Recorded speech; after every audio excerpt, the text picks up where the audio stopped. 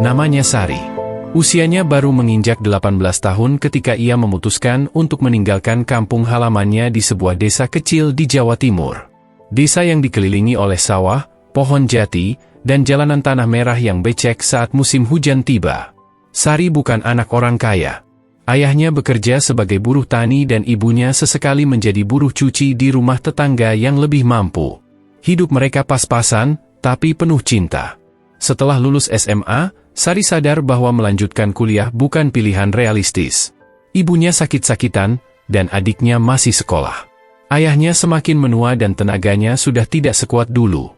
Maka, seperti banyak gadis lain di desanya, Sari mengambil keputusan yang tidak mudah, merantau menjadi tenaga kerja wanita ke luar negeri. Pilihannya jatuh pada Hong Kong. Proses keberangkatan itu sendiri sudah menguras air mata. Mulai dari mengurus dokumen, mengikuti pelatihan, hingga meninggalkan rumah untuk pertama kalinya dalam hidupnya. Sari masih ingat betul pagi itu. Ia berdiri di depan rumah, memeluk ibunya erat-erat. Ayahnya pura-pura sibuk mengikat tali bambu di belakang rumah agar tak terlihat menangis. Adiknya hanya bisa menunduk, mencoba memahami situasi yang terlalu besar untuk anak seumurannya. Kalau Sari sudah sampai sana, jangan mikirin hal-hal sedih ya, pesan ibunya. Kerja yang baik, hemat, dan jangan lupa salat. Sari hanya mengangguk. Kata-kata seakan tersangkut di tenggorokannya. Di pesawat, jantungnya berdetak tak karuan. Ia tak pernah naik kendaraan yang lebih tinggi dari atap rumahnya sendiri. Kini, ia duduk di kursi pesawat, melayang di atas awan, menuju negeri asing yang hanya ia kenal dari televisi dan cerita tetangga.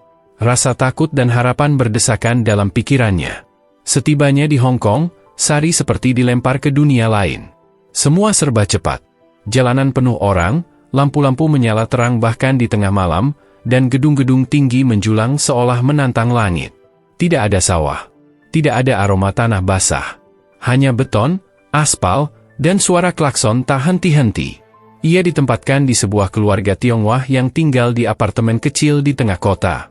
Majikannya, seorang wanita paruhbaya yang keras kepala dan perfeksionis, punya kebiasaan bangun jam 5 pagi dan menyuruh Sari menyiapkan sarapan, bersih-bersih rumah, mengantar anak sekolah, hingga mencuci baju dengan tangan meski punya mesin cuci.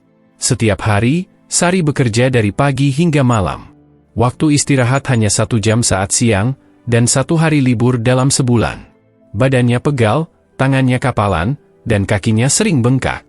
Tapi yang paling berat bukan itu semua. Yang paling menyakitkan adalah rindu. Rindu akan suara ibu memanggil dari dapur. Rindu suara adiknya bermain di halaman. Rindu aroma nasi liwet dan tahu goreng dari warung Pak Gimin di dekat rumah.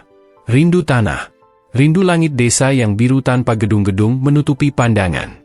Sari sering menangis diam-diam di kamar kecil tempat ia tidur, kamar yang hanya dibatasi tirai kain dan muat untuk 1 kasur tipis. Tapi setiap kali rasa sedih datang, ia membuka dompet kecilnya. Di sana ada foto keluarga, ibu, ayah, dan adik laki-lakinya. Senyuman mereka menguatkannya. Aku kesini bukan buat menyerah, bisiknya pada dirinya sendiri. Awal bulan pertama, gaji pertamanya datang. Jumlahnya tidak besar, tapi cukup untuk membeli obat untuk ibunya dan membayar uang sekolah adiknya. Itu cukup membuat hatinya lega. Sari pun mulai mencatat pengeluaran dengan rapi di buku kecil, bertekad tidak akan membelanjakan uang untuk hal-hal yang tidak penting. Satu hal yang membuat Sari sedikit lebih kuat adalah keberadaan sesama TKW Indonesia yang tinggal di sekitar apartemen itu. Setiap minggu pertama di bulan, saat libur, mereka berkumpul di Victoria Park. Duduk di atas tikar, membawa bekal dari rumah masing-masing, dan bercerita tentang majikan mereka. Disitulah Sari tahu bahwa perjuangannya tidak sendiri. Ada yang baru 3 bulan kerja tapi sudah 2 kali ganti majikan. Ada yang digaji terlambat. Ada juga yang belum bisa menghubungi keluarganya di kampung karena ponsel disita majikan. Tapi di balik semua itu, mereka saling menyemangati. Saling menguatkan. Seperti keluarga baru yang tercipta di tanah orang. Dari obrolan itu juga Sari mulai belajar satu hal. Banyak TKW yang akhirnya bisa membangun rumah, membuka warung, bahkan menyekolahkan anaknya sampai perguruan tinggi. Dari situ, ia mulai percaya bahwa pekerjaannya bukan akhir dari segalanya, tapi awal. Suatu hari, Seorang teman TKW yang lebih dulu bekerja di Hong Kong memperkenalkannya pada buku-buku motivasi dan kursus daring. Kalau kamu rajin belajar, kamu bisa punya mimpi lebih besar dari ini, Sari, kata Mbak Yanti, perempuan asal Cirebon yang sudah 5 tahun jadi TKW. Sari membeli buku bekas dengan uang tabungannya. Ia mulai membaca sebelum tidur. Ia juga mengunduh aplikasi belajar bahasa Inggris dasar di ponsel murahnya. Di sela waktu istirahat, ia kadang menonton video pendek tentang bisnis kecil-kecilan. Meski hanya 10 menit sehari, tapi baginya itu seperti menanam benih di ladang kering. Ia tidak tahu kapan akan tumbuh, tapi ia yakin, suatu hari nanti, benih itu akan menjadi pohon besar. Hari-hari di Hong Kong tidak menjadi lebih ringan, tapi Sari menjadi lebih kuat. Ia mulai terbiasa dengan ritme kerja, dengan suara-suara asing di sekitarnya, dan dengan kesendirian yang setiap malam menyelimuti. Ia tahu, hidupnya belum selesai di sini. Di suatu malam yang sepi, sambil menatap lampu-lampu kota dari jendela dapur, Sari menulis di buku kecilnya, "Suatu hari nanti, aku tidak hanya akan mengirim uang ke rumah. Aku akan bawa perubahan. Aku akan punya usaha sendiri. Entah bagaimana caranya. Tapi aku pasti bisa." Dengan keyakinan itu, langkah Sari di negeri orang pun terus berlanjut. Tidak mudah. Tapi ia tahu, di balik setiap peluh dan air mata, ada harapan yang perlahan mulai menjelma jadi nyata. Setahun pertama bekerja di Hong Kong berjalan lambat bagi Sari. Hari-hari terasa seperti salinan dari hari sebelumnya, bangun sebelum matahari terbit, memasak sarapan, membersihkan rumah, mengantar anak majikan sekolah, mencuci baju, dan kadang harus ikut ke pasar membawa belanjaan yang berat. Tak jarang, saat malam tiba, tubuhnya seperti tak punya sisa tenaga lagi. Namun, di balik kelelahan itu, ada satu hal yang mulai tumbuh, mimpi. Mimpi itu tidak datang tiba-tiba. Ia tumbuh pelan-pelan, seperti bibit tanaman yang disiram air sedikit demi sedikit. Berawal dari obrolan dengan Mbak Yanti tentang TKW yang bisa punya rumah kontrakan sepulang dari luar negeri. Lalu bertambah besar setelah melihat video singkat tentang seorang mantan buruh migran yang kini membuka restoran sendiri. Dalam hati kecilnya, Sari mulai berpikir, kalau mereka bisa, kenapa aku tidak?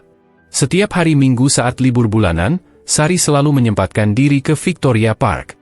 Selain untuk melepas rindu dengan teman-teman, ia juga mulai membiasakan diri pergi ke perpustakaan umum tak jauh dari taman itu. Di sana, ia membaca buku tentang manajemen usaha kecil, belajar bahasa Inggris dasar, dan terkadang hanya duduk mencatat kata-kata baru yang ia temukan di buku. Gaji bulanannya yang kecil, sebagian besar ia kirim ke rumah. Tapi Sari menyisihkan sedikit untuk membeli paket internet dan pulsa, agar bisa mengikuti kursus daring. Ia mendaftar di platform gratis untuk belajar manajemen keuangan dan bahasa Inggris. Tidak semua materi ia pahami dengan mudah. Kadang ia harus mengulang satu video 3 kali karena pengucapannya terlalu cepat. Tapi ia tidak menyerah. Ia percaya bahwa setiap pelajaran yang ia serap akan jadi bekal di masa depan. Majikannya tidak tahu bahwa di malam hari, saat pekerjaan selesai dan semua penghuni rumah sudah tidur, Sari duduk di sudut dapur dengan buku catatan kecil dan ponsel murah di tangannya. Di sana ia menulis daftar mimpi. 1. Punya rumah sendiri di kampung. 2. Sekolahkan adik sampai kuliah. 3. Buka usaha sendiri. 4. Pergi umroh sama ibu. Sari tidak tahu kapan mimpi itu bisa terwujud. Tapi mencatatnya saja sudah membuatnya merasa hidup punya tujuan. Selain belajar, Sari juga mulai memperluas pergaulannya. Ia mengenal teman-teman dari Filipina, Nepal, dan Thailand yang juga bekerja sebagai pekerja rumah tangga. Meski berbeda bahasa, mereka saling belajar. Dari mereka, Sari belajar bahwa tidak semua majikan itu jahat, dan tidak semua TKW hidupnya susah. Ada yang bisa kuliah malam, ada yang ikut komunitas belajar, bahkan ada yang sudah punya usaha online kecil-kecilan. Dari salah satu teman Filipinanya, Sari dikenalkan pada komunitas kecil yang membahas wirausaha. Komunitas ini diadakan di hari Minggu dan dikelola oleh lembaga swadaya masyarakat yang fokus pada pemberdayaan buruh migran. Awalnya Sari hanya datang dan mendengarkan. Tapi lama-lama, ia mulai berani bertanya. Bahkan pernah suatu hari ia diminta mempresentasikan ide bisnis kecil, menjual kerajinan tangan dari desanya secara online. Setiap ilmu baru yang ia dapat, Sari tulis di buku khusus. Ia belajar tentang cara membuat anggaran, cara menghitung keuntungan dan kerugian, hingga pentingnya promosi dan pelayanan.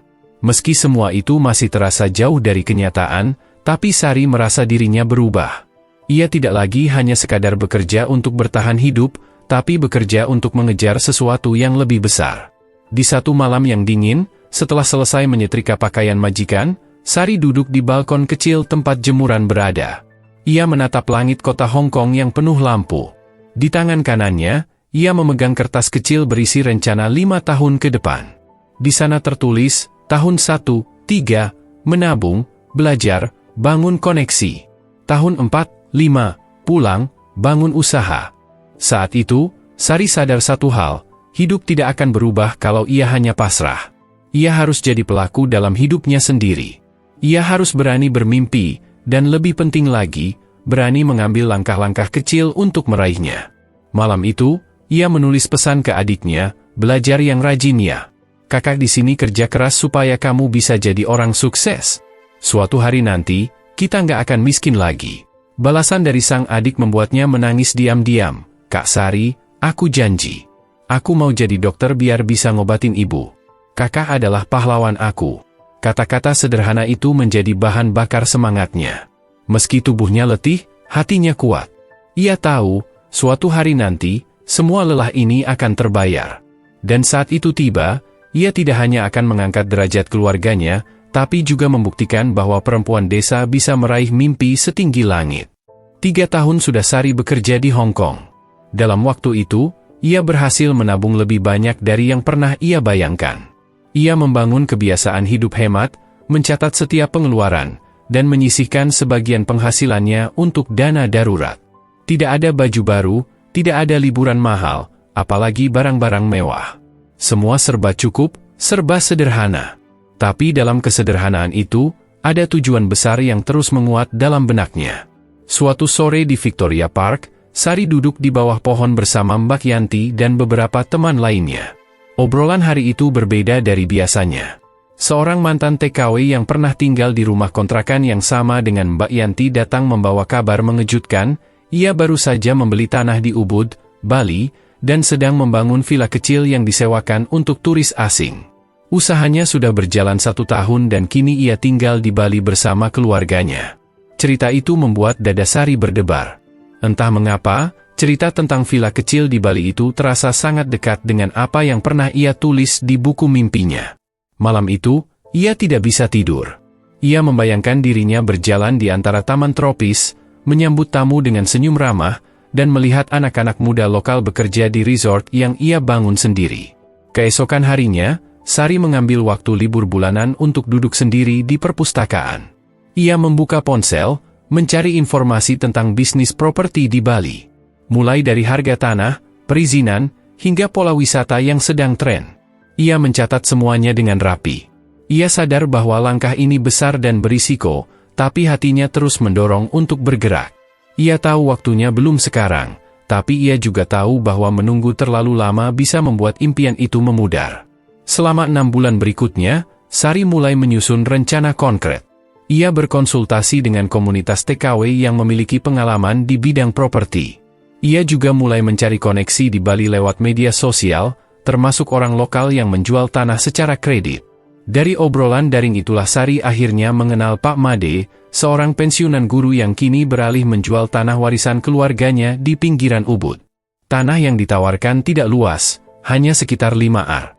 Tapi lokasinya tenang, dikelilingi sawah dan tak jauh dari jalur wisata. Harganya pun relatif bisa dicicil. Pak Made bahkan bersedia membantu mengurus surat-surat jika pembeli serius. Sari merasa ini seperti jawaban dari doanya selama ini. Tapi di sisi lain, ketakutan mulai menghampiri.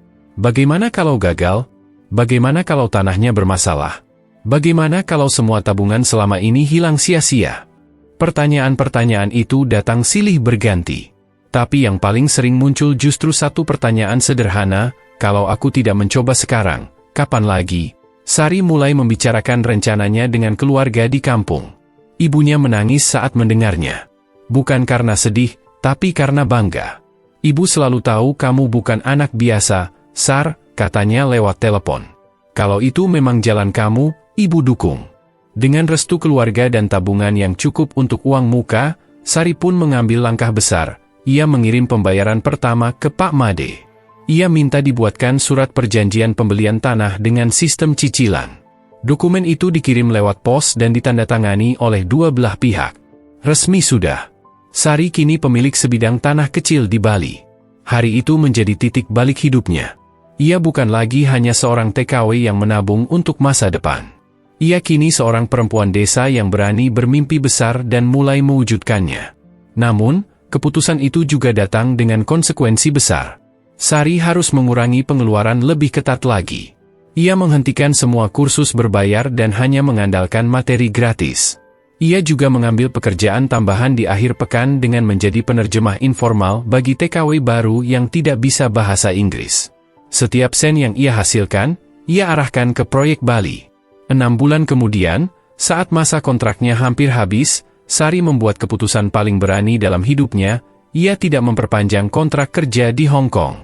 Banyak yang terkejut. Teman-temannya bahkan ada yang mencoba membujuk agar Sari bertahan 1 tahun lagi. Sayang, Sar, kamu udah mapan di sini. Ngapain buru-buru pulang? Tapi Sari hanya tersenyum. Justru karena aku sudah siap. Kalau aku terus tunggu, waktu yang tepat, bisa-bisa aku nggak pernah mulai. Minggu terakhirnya di Hong Kong dipenuhi perasaan campur aduk. Ada sedih meninggalkan teman-teman yang sudah seperti keluarga, ada takut menghadapi masa depan yang belum pasti, tapi juga ada rasa lega. Lega karena ia tahu, ia akan pulang bukan dengan tangan kosong. Ia pulang membawa keberanian. Di pesawat pulang, Sari menatap awan-awan di luar jendela. 3 tahun lalu, ia naik pesawat dengan rasa takut dan penuh air mata. Kini, ia duduk dengan kepala tegak dan hati penuh harap. Di pangkuannya, ada sebuah buku catatan yang kini tak hanya berisi mimpi, tapi juga rencana-rencana konkret untuk mewujudkan semuanya. Perjalanan barunya akan dimulai. Bukan lagi sebagai TKW, tapi sebagai calon pengusaha properti. Saat pesawat mendarat di Bandara Ngurah Rai, Sari menjejakkan kaki ke tanah Bali untuk pertama kalinya. Hatinya campur aduk antara gugup, bahagia, dan takut. Tak ada yang menjemput. Tak ada koper mahal. Hanya satu ransel besar berisi pakaian dan dokumen pembelian tanah yang sudah ia bayar separuhnya. Ia berdiri di pinggir bandara, mengatur napas sambil melihat lalu lalang turis yang tampak santai. Dalam hati, Sari berkata, ini bukan liburan. Ini awal perjuangan baru. Dari bandara, ia naik ojek online ke daerah pinggiran Ubud. Jalanan mulai menyempit, berganti dari aspal halus ke batu kerikil. Pemandangan sawah dan hutan bambu mulai mendominasi. Di tengah perjalanan, Sari membuka kembali peta lokasi tanah yang dibeli dari Pak Made. Begitu sampai di lokasi, ia berdiri mematung di depan sebidang tanah kosong yang dipagari bambu. Tanah itu benar-benar ada. Nyata. Miliknya.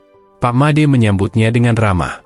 Pria tua itu membantu memperkenalkan Sari kepada kepala dusun dan tetangga sekitar. Perempuan muda ini mau bangun usaha di sini, kata Pak Made. Wajah-wajah tetangga terlihat heran, namun tetap tersenyum sopan. Mungkin dalam hati mereka bertanya-tanya, siapa gadis Jawa kurus ini yang datang sendirian dan ingin membangun bisnis di tanah yang bahkan belum ada air bersihnya. Hari-hari pertama sangat berat. Sari mengontrak kamar kecil di rumah warga, hanya berisi kasur tipis dan kipas angin. Makanan seadanya. Ia pergi ke kantor desa, mengurus surat izin, bertanya soal IMB, menyusun rencana pembangunan yang sederhana. Ia menulis proposal bangunan dengan tangan sendiri, menggambar sketsa kasar, dan mengantre di kantor notaris untuk validasi dokumen. Masalah mulai datang. Ternyata, urusan birokrasi tidak semudah yang ia pelajari dari internet. Ada biaya-biaya tak terduga, aturan-aturan yang berbeda antara pusat dan daerah, serta istilah hukum yang membuat kepalanya pusing. Bahkan pernah satu berkas ditolak karena materai kurang tanda tangan RT. Di tengah tekanan itu, Sari nyaris menyerah. Ia duduk di bawah pohon mangga dekat tanahnya, menangis diam-diam. Tapi saat membuka dompet dan melihat foto ibunya, tekadnya kembali bangkit. Aku sudah terlalu jauh untuk mundur, gumamnya. Dengan sisa tabungan, ia mulai menyewa tukang bangunan untuk meratakan tanah dan membuat pondasi pertama. Ia tidak bisa membangun semuanya sekaligus.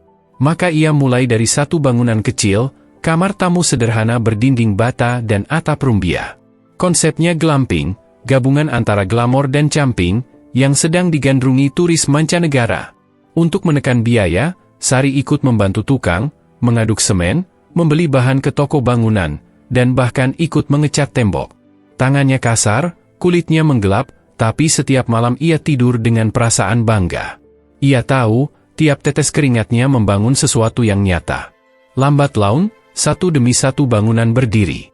2 kamar sederhana, 1 dapur kecil, dan 1 saung terbuka. Belum sempurna, tapi cukup untuk menerima tamu perdana.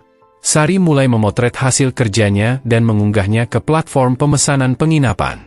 Ia menamai tempat itu, Rumah Akar, sebuah simbol bahwa walau merantau, akar hidupnya tetap kuat. Awal mulanya, tidak ada yang memesan. Minggu pertama sepi. Bulan pertama, hanya 2 tamu yang datang, pasangan backpacker asal Australia yang senang dengan nuansa alam. Tapi dari ulasan mereka, Sari mulai mendapat bintang dan komentar positif. Sari terus belajar. Ia memperbaiki foto, menulis deskripsi dengan lebih menarik, belajar cara menjawab pesan calon tamu dalam bahasa Inggris. Ia bahkan membuat sarapan sendiri untuk para tamu, memetik buah dari kebun tetangga dan memasak dengan resep ibunya. Hal kecil ini ternyata jadi nilai tambah. Masalah lain datang, air bersih. Sumur yang digali terlalu dangkal. Ia harus bekerja sama dengan warga setempat untuk menyambung air bersih dari sumber utama. Biayanya besar, dan ia sempat harus menjual cincin peninggalan ibunya untuk menutup kekurangannya. Tapi dari semua kesulitan itu, yang paling berat adalah komentar orang sekitar. Perempuan sendirian bangun usaha? Apa dia pikir gampang? Begitu bisik-bisik yang didengar Sari dari warung. Tapi ia tak marah. Ia hanya senyum. Karena ia tahu, satu-satunya cara membungkam keraguan adalah dengan hasil. 1 tahun sejak ia pulang dari Hong Kong, resort kecilnya belum sepenuhnya jadi. Tapi Rumah Akar mulai dikenal lewat mulut ke mulut. 1 influencer lokal datang dan membuat vlog. Sejak itu, pemesanan perlahan meningkat. Sari mempekerjakan 2 anak muda dari desa sebagai staf kebersihan dan pelayanan. Dia tahu, ini baru permulaan. Masih banyak yang harus dibangun. Tapi dari tanah kosong yang dulu ia datangi dengan kaki gemetar, kini berdiri usaha kecil yang memberi harapan. Di malam hari, Sari duduk di teras saung, menatap bintang. Di tangannya, buku catatan lama dari Hong Kong masih utuh. Di halaman terakhir, ia menulis, "Tidak semua orang percaya padaku, tapi aku percaya pada diriku sendiri." Dan itu cukup. Pagi itu, matahari Bali belum sepenuhnya naik ketika Sari sudah duduk di teras kontrakan sempitnya. Matanya sayu, lelah setelah semalaman membantu tetangganya menjahit seragam anak sekolah. Suara ayam berkokok terdengar samar, bercampur dengan langkah kaki para pedagang keliling yang bersiap menjemput hari. Kontrakan yang ia sewa hanyalah kamar kecil dengan kasur lantai dan meja kayu mungil, tapi bagi Sari, tempat itu adalah awal dari segalanya. Sudah 1 tahun berlalu sejak ia pulang dari Hong Kong. Dan selama itu pula, hidupnya berjalan seperti ombak di pantai Kuta, datang silih berganti, kadang tenang, kadang menggulung keras. Uang tabungannya dari luar negeri tak lagi tersisa banyak. Sebagian habis untuk pengobatan ibunya, sisanya untuk membayar hutang lama dan menyambung hidup. Sari sempat bekerja serabutan. Menjadi penjaga toko, buruh cuci, bahkan sempat ikut warung makan milik kenalan. Tapi semuanya tak bertahan lama. Entah karena upah yang sangat kecil, atau karena jam kerja yang membuatnya tak bisa merawat ibunya yang mulai memburuk kesehatannya. Ia mulai berada di titik paling rendah dalam hidup. Pernah suatu malam, ketika ibunya demam tinggi dan tak ada uang untuk membeli obat, Sari hanya bisa memeluk sang ibu erat-erat. Ia menangis tanpa suara. Tak ada lagi tempat mengadu. Adiknya pun kini sibuk bekerja di luar kota dan jarang pulang. Namun justru dalam kesulitan yang paling dalam, harapan muncul perlahan. Berawal dari obrolan ringan dengan Bu Lestari, tetangga sebelah yang sering menjual gorengan di depan gang. "Sar, kamu bisa bikin kue enggak?" tanya Bu Lestari suatu pagi. Sari mengangguk pelan. Dulu waktu di Hong Kong sempat belajar dari majikan. Tapi ya, kue tradisional Cina. Kukus-kukusan gitu. Bu Lestari tersenyum. "Justru itu. Di sini belum ada yang jual kayak gitu. Cobain bikin, deh. Kita titipin di warung-warung. Siapa tahu laku." Sari tidak langsung menjawab, Tapi malam harinya ia tak bisa tidur. Ide itu berputar-putar di pikirannya. Esok paginya, ia membuka kembali catatan kecil dari masa-masa di Hong Kong. Di sana, ia memang pernah menyalin resep kue talam pandan ala Cina yang sering ia buat untuk majikannya. Ia ingat betul bagaimana majikannya dulu sangat rewel soal rasa dan tekstur. Sari pun nekat mencoba. Dengan modal minim, ia membeli bahan seadanya dan mencoba membuat beberapa kue talam pandan versi ekonomis. Hasil pertamanya jauh dari sempurna, terlalu lembek dan rasanya kurang manis. Tapi ia tidak menyerah. Setiap hari, ia mencoba lagi dan lagi, memperbaiki resep, mencatat perbandingan bahan, hingga akhirnya pada minggu ketiga, ia berhasil membuat kue yang enak, legit, dan harum. Ia titipkan 5 kotak kue ke warung Bu Lestari. Tidak banyak, hanya untuk dicoba. Tapi keesokan harinya, kue-kue itu habis. Bahkan ada pembeli yang bertanya, "Besok ada lagi nggak, Bu?" Itu adalah hari pertama Sari tersenyum lebar setelah sekian lama. Ia merasa seperti menemukan secercah cahaya di ujung lorong gelap. Dari 5 kotak, Sari mulai menambah menjadi 10, lalu 20. Ia mulai titipkan juga ke warung lain di sekitar kampung. Ia beri label sederhana bertuliskan, "Kue talam Hong Kong, buatan Sari." Nama itu dipilih bukan karena ingin terlihat asing, tapi justru sebagai bentuk penghormatan pada masa lalu yang membentuknya. Tak butuh waktu lama, usahanya mulai dikenal. Orang-orang penasaran. Beberapa bahkan memesan untuk acara arisan atau syukuran. Sari mulai kebanjiran pesanan, dan dapurnya yang sempit mulai tak sanggup menampung aktivitas. Pada bulan ketiga, seorang pelanggan tetap bernama Pak Iwan, yang ternyata pemilik kafe kecil di Denpasar, menawarkan kerjasama. "Kuenya enak, Sar? Bisa nggak kalau kamu kirim rutin ke tempat saya? Nanti saya bantu pasarkan lewat media sosial juga." Sari nyaris tak percaya. Dulu ia hanya ingin bisa bertahan hidup, tapi kini ada orang yang ingin membantu mengembangkan usahanya. Dengan penuh semangat, ia menerima tawaran itu. Ia mulai mengatur jadwal produksi, membeli kukusan tambahan, bahkan mengajak 2 ibu tetangga untuk membantu membuat adonan. Usaha kecil itu mulai tumbuh. Lambat, tapi pasti. Sari mulai bisa menabung lagi. Ia bisa membeli kasur baru untuk ibunya, membayar tunggakan listrik, dan bahkan menyekolahkan adiknya ke jenjang kuliah lanjutan lewat program beasiswa daerah. Di tengah semua kesibukan, Sari tak pernah melupakan titik awalnya. Ia masih rajin menulis di buku catatannya. Di salah satu halaman, ia menulis, "Aku memang bukan siapa-siapa, tapi aku pernah jatuh, pernah hilang arah, dan dari situ aku belajar berdiri. Kalau hari ini aku bisa tersenyum, itu karena aku tak menyerah di saat aku paling ingin menyerah." Harapan bukanlah sesuatu yang jatuh dari langit. Harapan tumbuh dari kesediaan untuk bertahan, dari keberanian untuk mencoba, dan dari ketekunan untuk melangkah meski perlahan. Dan bagi Sari, di ujung kekuatan, ia menemukan bahwa harapan tidak hanya mungkin, tapi nyata.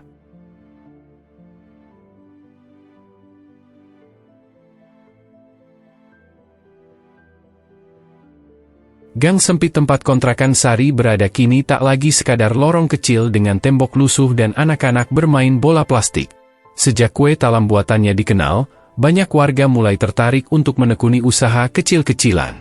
Ada yang mencoba menjual puding, ada yang merintis usaha donat rumahan, bahkan ada yang menjual minuman rempah dalam botol bekas air mineral. Semua seakan terinspirasi dari satu hal, keberanian Sari untuk mencoba. Setiap pagi, aroma pandan dan santan menyeruak dari dapur kecil kontrakannya. Asap mengepul dari kukusan besar yang kini sudah diganti dengan peralatan yang lebih layak hasil dari tabungannya. Sari kini tak lagi sendirian. 2 tetangga yang dulunya pengangguran, Bu Nani dan Mbak Yuli, kini menjadi mitra kerja yang setia. Mereka bahu-membahu mulai dari menakar bahan, mencetak adonan, hingga mengemas dengan rapi. Pekerjaan itu dimulai pukul 5 pagi. Karena pukul 9, mereka harus sudah selesai dan siap mengantar ke warung-warung, kafe Pak Iwan, serta beberapa pelanggan tetap yang memesan lewat WhatsApp. "Bu Sari, saya mau pesan 50 kotak buat acara sekolah minggu depan ya," bunyi salah satu pesan yang masuk. Pesanan makin banyak. Sari sadar, dirinya tak bisa terus-menerus mengandalkan dapur sempit dan alat-alat seadanya. Ia mulai berpikir untuk mencari tempat produksi yang lebih luas. Dengan hati-hati, ia ajukan proposal kecil ke salah satu program UMKM binaan pemerintah daerah. Ia belajar menyusun laporan keuangan sederhana, membuat estimasi pengeluaran dan pemasukan, serta menyiapkan presentasi singkat. Semua dilakukan dengan bantuan adiknya yang kuliah di jurusan manajemen. Hasilnya mengejutkan. Bukan hanya disetujui, ia juga diundang untuk ikut pameran produk lokal di Denpasar. Ini kesempatan emas. Hari itu, untuk pertama kalinya Sari mengenakan kemeja putih rapi dan celana kain hitam, berdiri di depan meja kecil bertuliskan, "Kue talam Hong Kong, oleh-oleh rasa sayang." Awalnya ia gugup. Tapi ketika satu persatu pengunjung datang mencicipi, matanya mulai berbinar. Banyak yang memuji teksturnya yang lembut dan aroma daun pandan asli yang kuat. Seorang ibu paruh baya bahkan berkata, rasanya beda. Ini kue ada sentuhan kenangan. Sejak pameran itu, pesanan datang dari luar kota. Beberapa reseller berminat membantu distribusi. Bahkan seorang food blogger Bali menulis ulasan positif lengkap dengan foto-foto cantik dapur produksi sederhana milik Sari. Sari tak pernah menyangka, gang sempit tempat ia tinggal justru menjadi jembatan menuju mimpi-mimpinya. Ia tak punya modal besar, tak punya gelar tinggi, tapi ia punya kemauan untuk terus belajar. Ia mulai mengikuti pelatihan daring tentang pemasaran digital, mempelajari cara membuat konten promosi sederhana, dan perlahan membangun akun Instagram kecil untuk brandnya. Ia menamai usahanya, Talam Sari, Cita Rasa Hong Kong, Cinta dari Indonesia. Kini, selain menjual secara langsung, ia juga menerima pesanan online lewat aplikasi lokal. Ia tak hanya mempekerjakan dua tetangganya, tapi juga remaja putri di sekitar rumah yang ingin belajar mandiri. Ia ajarkan semuanya dari nol, tak pelit ilmu. Namun di balik senyum dan keberhasilannya, Sari tetap sederhana. Ia masih tinggal di kontrakan yang sama, meski kini mampu pindah. Baginya, tempat itu bukan hanya atap, tapi saksi bisu perjuangan dan doa-doa panjangnya. Suatu malam, ia berdiri di depan dapur kecilnya, memandang bulan yang menggantung rendah. Tangannya menggenggam sebuah loyang kue baru hasil eksperimen. "Bu, kok nggak tidur?" tanya adiknya yang baru pulang dari kampus. Sari tersenyum. "Aku lagi mikir, apa mungkin ya, suatu hari nanti kita punya toko kue sendiri? Yang ada tempat ngopinya juga." Adiknya mengangguk mantap. "Kalau dari gang kecil ini aja bisa segede sekarang, apalagi nanti." "Kamu pasti bisa, Mbak." Sari menatap dapur mungilnya. Di sana, di ruang sempit itu, ia pernah menangis karena tak punya uang. Tapi juga di tempat itulah ia mulai menata harapan, langkah demi langkah. Malam itu, impian baru lahir. Dan seperti biasa, Sari tahu, ia akan kejar itu. Pelan-pelan, tapi pasti.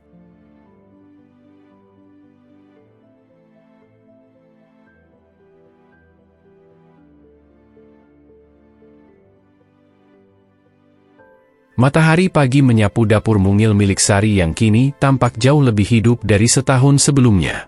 Di sudut ruangan, nampan-nampan berisi kue talam berjejer rapi menunggu dikemas. Sari mengenakan celemek bermotif bunga, rambutnya diikat ke belakang, dan wajahnya berseri-seri. Tangan kanannya terampil mengaduk adonan, sementara tangan kirinya sesekali mencatat pesanan yang masuk lewat ponsel bututnya. Dalam setahun terakhir, usaha kue talam yang ia rintis dari dapur sempit di gang kecil itu telah berkembang pesat. Ia tidak hanya memasok ke warung-warung kampung dan 1-2 kafe, tapi kini sudah memiliki 5 mitra tetap dan lebih dari 20 reseller di wilayah Denpasar. Bahkan salah satu produknya, talam pandan keju, pernah masuk liputan kuliner lokal. Namun bukan itu yang paling membahagiakan Sari. Yang paling membanggakan baginya adalah ketika ia bisa membawa ibunya kontrol rutin ke dokter tanpa harus pinjam uang, membelikan seragam baru untuk adiknya yang kini kuliah semester 2, dan menggaji 2 ibu rumah tangga di lingkungannya sebagai staf tetap di dapurnya. Suatu hari, seorang tamu datang ke rumah produksinya. Seorang wanita paruh baya yang dulu pernah bekerja sebagai sponsor TKI di desanya. Sari mengenal wajah itu dengan jelas, Bu Yuli, wanita yang dulu ikut mengurus keberangkatannya ke Hong Kong. "Sari, kamu yang dulu berangkat lewat agen kita, kan? Astaga, usahamu sekarang luar biasa, nak. Aku sempat lihat dari media sosial," kata Bu Yuli, sambil memandangi rak-rak berisi kemasan kue. Sari tersenyum. Ia tidak menyimpan dendam. Tapi di hatinya, ada perasaan lega yang tak bisa diungkap dengan kata-kata. Perempuan yang dulu dianggap hanya cocok jadi pembantu rumah tangga di negeri orang, kini berdiri sebagai pemilik usaha kecil yang berkembang. Iya, Bu. Alhamdulillah, sekarang bisa hidup dari dapur sendiri, jawab Sari singkat. Tak lama setelah kunjungan itu, Sari diminta menjadi narasumber dalam pelatihan kewirausahaan untuk mantan pekerja migran. Ia awalnya ragu, tapi setelah diyakinkan oleh Dinas Tenaga Kerja setempat, ia memberanikan diri. Di acara itu, Sari berdiri di depan ruangan penuh ibu-ibu yang sebagian besar baru pulang dari luar negeri. Ia membagikan kisahnya tentang jatuh, tentang bangkit, dan tentang pentingnya memulai meskipun dari dapur sempit. Kalau dulu saya hanya tahu cara menyajikan makanan untuk majikan, sekarang saya belajar menyajikan produk untuk masyarakat. Beda rasanya. Lebih menantang, tapi juga lebih membanggakan, ucapnya di akhir sesi. Sari tak pernah bermimpi menjadi terkenal. Ia hanya ingin hidup layak, bisa membahagiakan ibu, dan membuat adiknya tidak mengalami nasib serupa. Tapi tanpa sadar, perjuangannya telah menjadi inspirasi. Dari gang sempit, ia membuktikan bahwa karya yang sungguh-sungguh bisa membungkam semua keraguan. Dan hari itu, saat melangkah keluar dari ruang pelatihan dengan setumpuk sertifikat dan senyum-senyum kagum yang mengikuti langkahnya, Sari tahu, ia telah membalas semua keraguan, bukan dengan amarah, tapi dengan karya.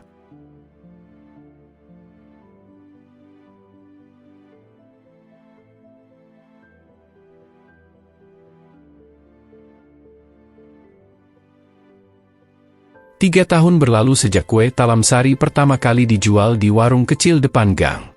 Kini, usahanya telah berkembang menjadi merek UMKM lokal bernama Talam Sari, dengan belasan reseller dan dapur produksi kecil yang mempekerjakan 6 ibu rumah tangga.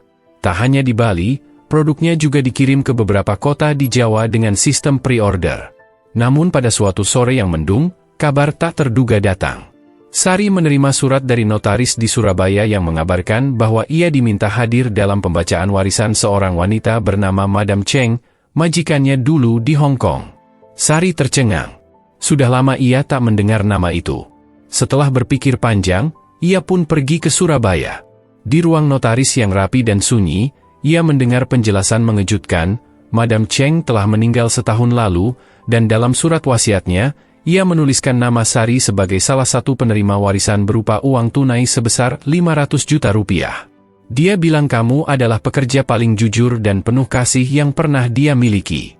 Ia tidak punya anak, dan sebagian hartanya ingin diberikan kepada orang-orang yang berjasa di hidupnya, jelas sang notaris. Sari terdiam. Matanya berkaca-kaca.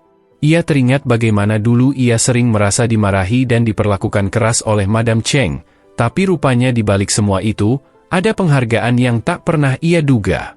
Sepulangnya ke Bali, Sari tidak langsung mengumumkan kabar itu. Ia merenung selama beberapa hari. Uang sebanyak itu bisa digunakan untuk membeli rumah, atau membuka cabang baru, atau bahkan memulai bisnis lain. Tapi ia sadar, uang itu adalah simbol penghargaan dan kepercayaan. Ia ingin memakainya untuk sesuatu yang lebih bermakna. Akhirnya, Sari memutuskan untuk membangun sebuah dapur komunitas. Tempat itu ia beri nama Dapur Harapan, tempat pelatihan gratis bagi para perempuan yang ingin belajar membuat kue, mencari penghasilan, atau sekadar mencari semangat hidup baru. Ia mengundang ibu-ibu yang dulu seperti dirinya, terpinggirkan, tak punya keahlian, dan kehilangan arah. Dapur Harapan menjadi titik balik bukan hanya bagi orang lain, tapi juga bagi dirinya sendiri. Di sana, Sari tak lagi hanya membuat kue. Ia berbagi pengalaman, mengajar, dan mendengarkan kisah-kisah berat yang akrab di hatinya. Suatu hari, di sebuah kelas kecil, seorang perempuan muda bertanya, "Mbak Sari, apa yang membuat Mbak terus bertahan waktu dulu semuanya sulit?" Sari tersenyum lembut. "Karena aku tahu, menyerah itu bukan pilihan. Kalau kita bisa jatuh berkali-kali, kita juga bisa bangkit berkali-kali. Dan selama kita hidup, selalu ada peluang untuk berubah." Kisah hidup Sari bukanlah dongeng yang mulus. Tapi dari luka, pengkhianatan, dan kerja keras, ia membuktikan bahwa perempuan bisa bangkit dengan bermartabat. Warisan yang ia terima bukan sekadar uang, melainkan pengakuan. Dan pilihan hidupnya untuk membagikan kebaikan, itulah yang menjadikannya benar-benar kaya. Sari bukan lagi sekadar mantan TKW. Ia kini adalah simbol kekuatan, harapan, dan keberanian untuk memilih arah hidup sendiri. Dan itulah akhir dari kisah yang tak terduga, kisah seorang perempuan desa yang tak pernah menyerah, bahkan ketika dunia berkata ia harusnya menyerah.